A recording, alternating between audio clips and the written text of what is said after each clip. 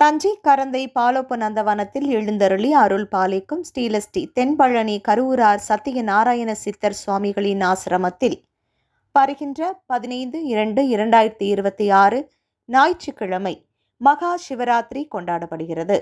4 கால பூஜைகள் இரவு 8 மணி முதல் அதிகாலை 4 மணி வரை தொடர்ந்து நடைபெறவுள்ளன.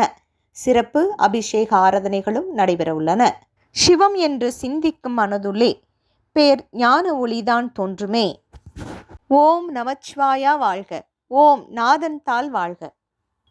மகா சிவராத்திரி பூஜையில் ஆன்மீக அன்பர்கள் கலந்து கொண்டு சிவன் அருளையும் சித்தர் பெருமான் அருளையும் பெறுமாறு அன்புடன் கேட்டுக்கொள்ளப்படுகிறார்கள்.